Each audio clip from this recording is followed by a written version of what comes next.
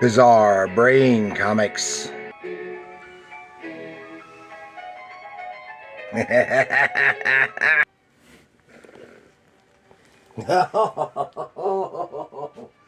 Oh,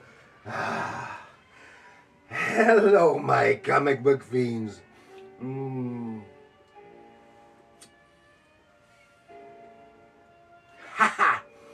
And welcome to Bizarre Brain Comics. I am your horror host for this evening, the Dark Librarian. Oh, and here we have my good friend, Mr. Bones, to help me. And if you can see him down there, is Yorick, also lending a head. Oh, he has no hands, but lending a head. And Mr. Bones is holding here our terror tome for tonight, because I am here to tell you tales of terror. Yes, and this terror tome is Mort Todd's. That's a funny name. Mort Todd's Monsters Attack Volume 1. This is reprinting the first 3 issues of the magazine from 1989. Oh, it has monsters and ghoulies and groovy ghoulies even.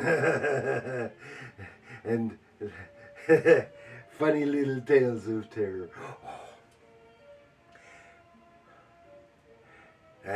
And we'll talk more about that. But first, oh yeah.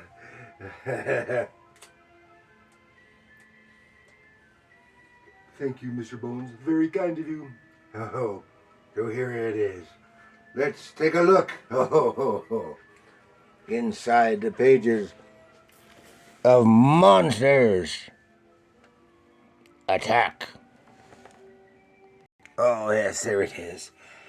Mort Todd's Monsters Attack, Volume 1. Oh, and you can see right here. Oh, it has stuff by Pat Boyette, Gene Colan, Steve Ditko, Gray Morrow, John Severin, Alex Toth, and more. All great creators in their own right.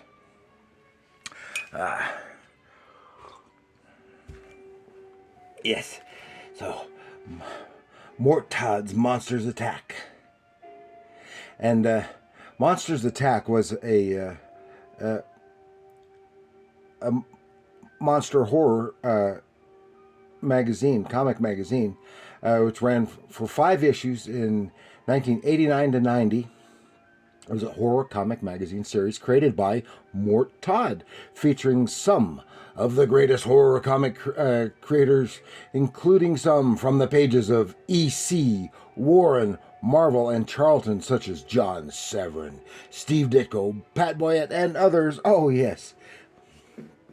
Now, Mort Todd, in case you don't know who that is, he was born Michael Delphemine. Oh, no wonder he changed it. In 1961, he's an American writer and editor and artist, best known as editor-in-chief of Cracked magazine. And he is owner of a media company, Comic Fix, and they develop licensed properties. And he has worked for various comic companies and worked on such characters as Superman and Spider-Man, as well as various licensed properties and Marvel Music. I didn't even know that there was a Marvel Music, but he was head of Marvel Music for some time.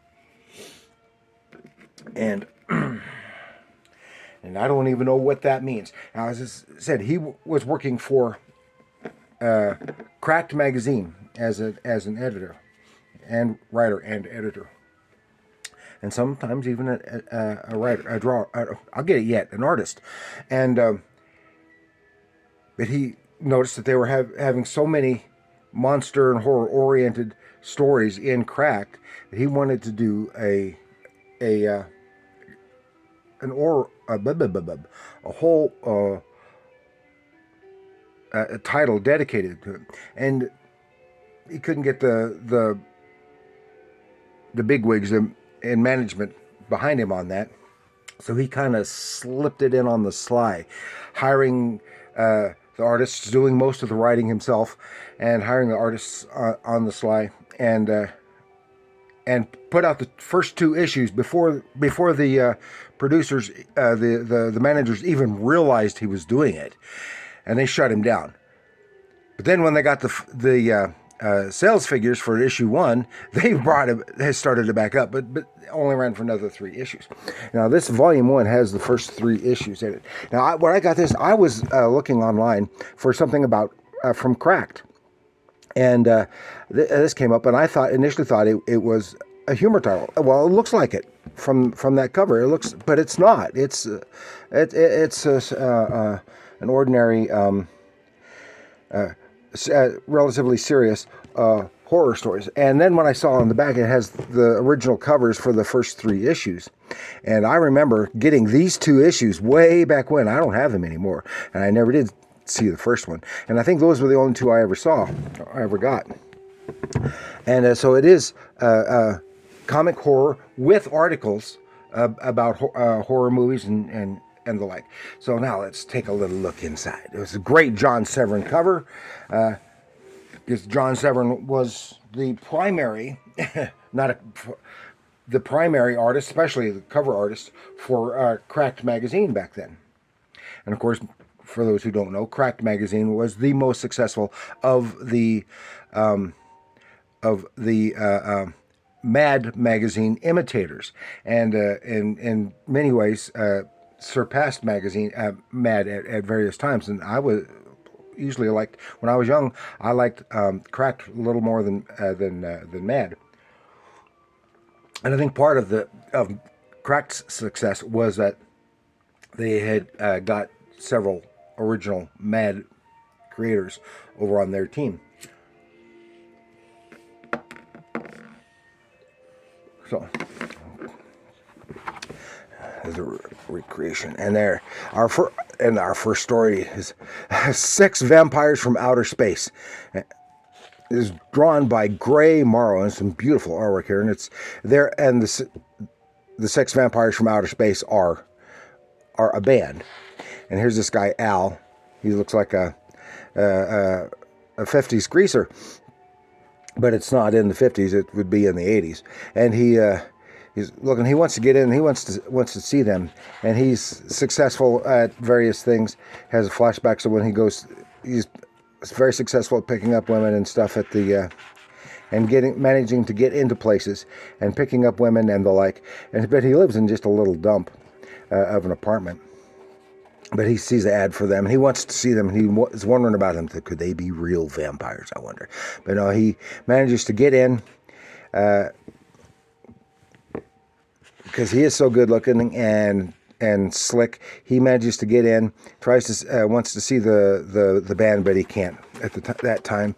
And so he's imagining, oh, maybe they're real vampires, and they get everybody in, and then they go on a feeding frenzy, slaughtering everyone. But no, that's not what happens. He finally gets in. He sees them, they perform. He goes backstage. They got a goon there to keep him out. He does away with the goon. He gets in there, and the girls are all angry. Say, "Oh, they're just posers." Really? But that doesn't matter because he is a real vampire. And I forgot to mention that his full name was Alucard, Alucard, which is Dracula spelled backwards. Then there's a text article about George Romero's zombie movies. Then here we go. Pat Boyette. This is some of the best, most beautiful Pat Boyette art I've seen. He did it the way he did stuff in the 80s. When after his tenure at Charlton, and he did lots of, here's completely uninked, all pencil work for the gray shading and everything. And it's some very, very nice work by Pat Boyette. Like I said, some of the nicest stuff I've seen from him. Of course, he did all the lettering, and he wrote this too. It just says by Pat Boyette, but this is the kind of stuff he was producing in the 70s. Correction, in the 80s. And it's some medieval period, and this old man here is He's all lonesome in the ruins of this place that he used to live, this manor house. And but he used to be a magician, but his powers have waned, and he's been so lonesome, and has not been able to perform up to snuff, and people since his wife died, and people harass him and the like. But he has his moments when his powers are stronger again, and he does things that delights people. But here he is. He's in his place, and he's always brooding.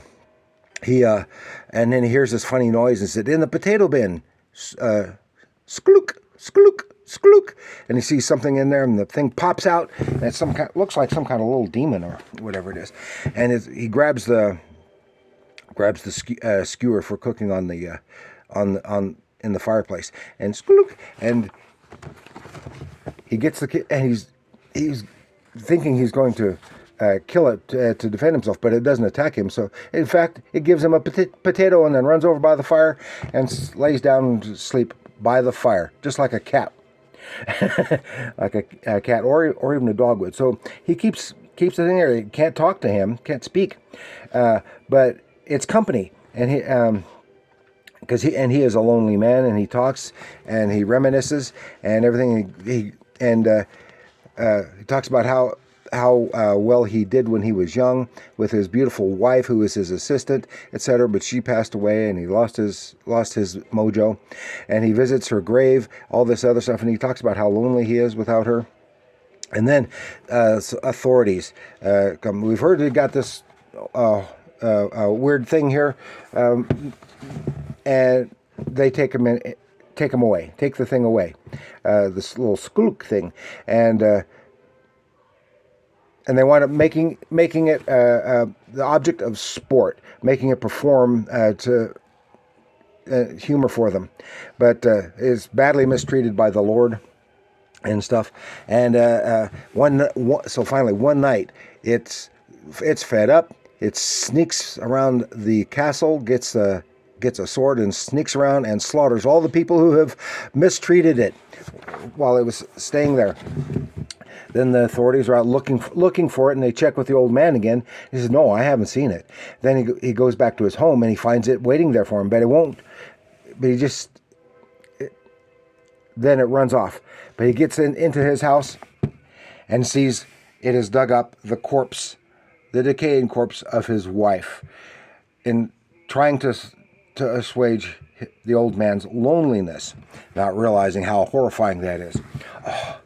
Then we have a really great story. I really love this one. Return of the Golem, written by Mort, Todd, drawn by the great John Severin. 1938, Kristallnacht, 1938, in a small German town, and the authorities are busting in when they're breaking all stuff up. This guy into this artist's studio, and call his art degenerate art, and he's smashing stuff up, and they toss him out into the mud in the night. And this is a little bit of foreshadowing here when he pulls his face out of the mud, and there's the impression of his face there in the mud. And the rabbi helps him, and they rush to someone else's house and says they're going around, and now they're going to start rounding us up, and they're there to hide, get coffee. And they talk about, the rabbi talks about the golem, which was produced by a rabbi in Prague in the 1600s, I think it was. And then they have a flashback of when that was. And this rabbi was an ancestor of this artist. And he talks about it. But the old man who gave them refuge has a little space in the basement, and says, "You can work here." So he works. He gets clay, and he builds himself a golem, but he doesn't know the mystical words to how to bring the thing to life. Even the rabbi isn't sure. And so they have kind of a seance, but while they're talking, there's a little boy peeking in the window. He overhears them. He rushes off to tell the burgomaster, who led all the attack on all the Jews of the town. And so the rabbi and Abraham, the artist's name, they have a bit of a seance, and and bring the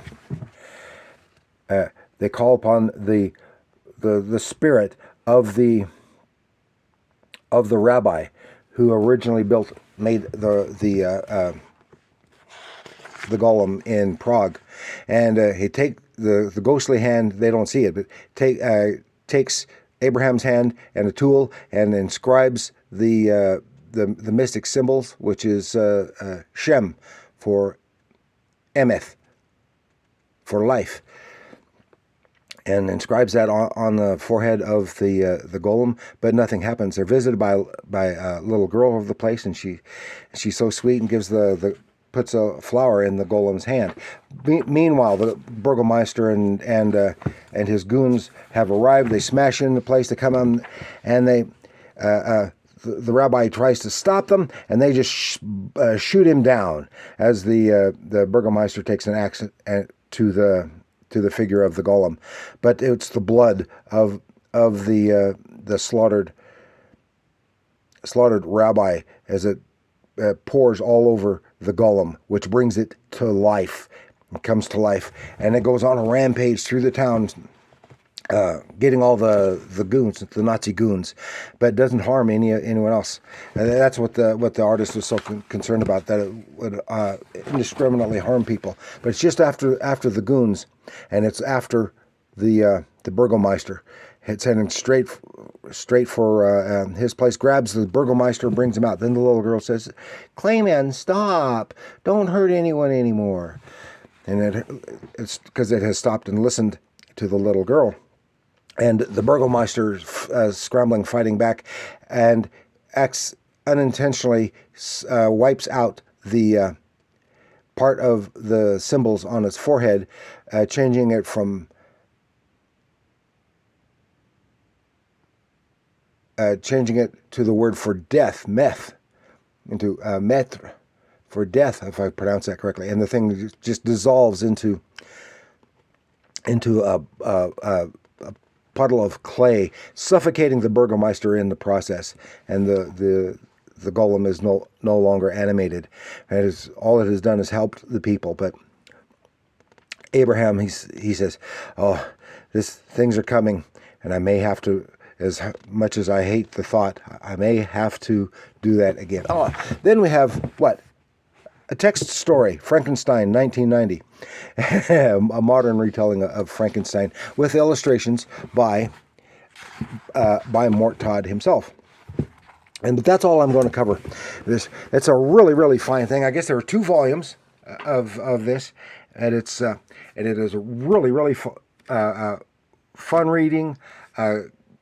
Legitimate horror comics in the EC/Warren vein. So thank you for joining me. Please like, share, subscribe. Do leave your comments down below. Do you remember this magazine? Tell me. Do you remember the magazine? Have you seen read any of either of the reprints or anything like that? Oh, I did want to say, because Mort Todd is also producing a whole bunch of other things, reprint stuff. The Comedy of John Severin. John Severin's Billy the Kid from Charlton Comics, and some other stuff. Pat Boyette's Cat Girl, which was actually never published, but it was intended for Charlton, and some other stuff. And all of these can be found at morttodd.com. Hey, no sponsorship.